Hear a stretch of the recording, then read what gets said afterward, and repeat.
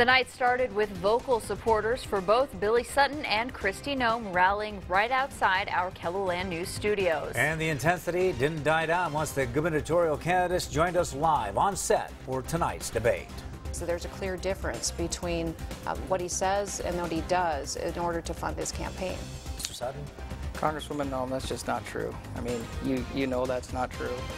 Good evening. Governor hopefuls Noem and Billy Sutton squared off in an hour-long live debate tonight, answering some of the questions that you sent in. KELOLAND's Dan Santelli gives you a look at the most memorable moments on the night beat. Dan? Well, Sammy, GOP gubernatorial candidate Noem and Democratic gubernatorial candidate Billy Sutton disagreed plenty tonight, and they didn't hesitate to point out when they didn't see eye to eye. Both Billy Sutton and Noem say they're pro-life, but they don't agree on this issue in this campaign. That although he says he's pro-life, he's also funded by Planned Parenthood, which is the abortion provider in the state of South Dakota, and they've held fundraisers for him at top executive levels. So this is one of those areas that there's a clear difference between what he says and what he does in order to fund his campaign. Mr. Sutton? Congresswoman Noem, that's just not true. I mean, you know that's not true. I'm disappointed that you're trying to divide on this issue. I am pro-life. My record reflects that in the legislature. Another hot button issue tonight was the question of a state income tax in South Dakota. Right now, there isn't one. I'm not in favor of implementing a state income tax. Throughout this race, I've talked about my 4 pillars. I'm not going to raise taxes. I'm not going to grow the size of state government. I'm going to go after transparency and fight government secrecy, and that I'm going to continue to fight the federal government to protect our state's rights. And this is a clear difference between the two candidates.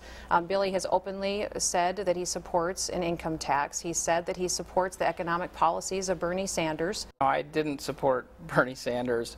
The things that, if anything, that I liked was campaign finance reform and trying to keep the cost of higher education down.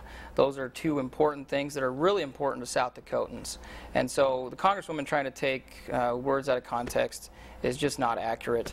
I do not support a state income tax, though, unequivocally. You're hearing it here. We brought up this viewer comment, which came to us on Facebook during the debate.